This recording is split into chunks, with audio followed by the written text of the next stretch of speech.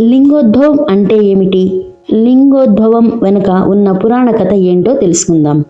లింగోద్భవం అంటే శివుడు లింగ రూపంలో ఉద్భవించడం అని అర్థం. అలా లింగాకారంలో ఎందుకు ఆవిర్భవించాడు అంటే, పురాణాల ప్రకారం బ్రహ్మ మరియు విష్ణువుల మధ్య ఎవరు గొప్ప అనే వివాదం తలెత్తింది. సృష్టికర్త అయిన బ్రహ్మ, సృష్టిని రక్షించే విష్ణువు మధ్య ఒకేసారి నేను గొప్ప అంటే నేను గొప్ప అనే వివాదం తలెత్తింది. ఈ వివాదం కాస్త యుద్ధానికి దారితీసింది.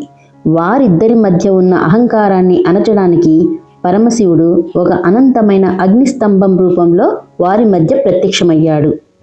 ఆ స్తంభం ఎక్కడ మొదలైందో ఎక్కడ ముగుస్తుందో ఎవరికీ అర్థం కాలేదు. అప్పుడు ఆ అగ్నిస్తంభం యొక్క మొదలను చివరను ఎవరు కనుగొంటే వారే గొప్ప అని ఒక ఒప్పందం కుదిరింది. విష్ణుమూర్తి వరాహ రూపం ధరించి భూమిని తవ్వుకుంటూ అడుగు భాగాన్ని చూడడానికి వెళ్ళాడు. ఎంత దూరం వెళ్ళినా లింగం యొక్క ఆది కనిపించడం లేదు.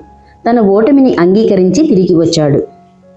బ్రహ్మ హంసరూపం ధరించి శిఖరాన్ని చూడటానికి ఆకాశంలోకి ఎగిరి వెళ్ళాడు. పైకి వెళ్తూ ఉండగా శివుని తలపై నుండి కిందకు జారిపడిన ఒక మొగలి పువ్వు కనిపించింది. బ్రహ్మ ఆ మొగలి పువ్వును ఆపి, "నువ్వు ఎక్కడి నుండి వస్తున్నావు?" అని అడిగాడు. అది తాను శివుని తలపై నుండి కొన్ని యుగాల కిందట జారిపడ్డానని చెప్పింది. అప్పుడు బ్రహ్మ ఒక ఉపాయం ఆలోచించి, నేను శివుని తల చూశానని సాక్ష్యం చెప్పమని ఆ పువ్వును ఒప్పించాడు.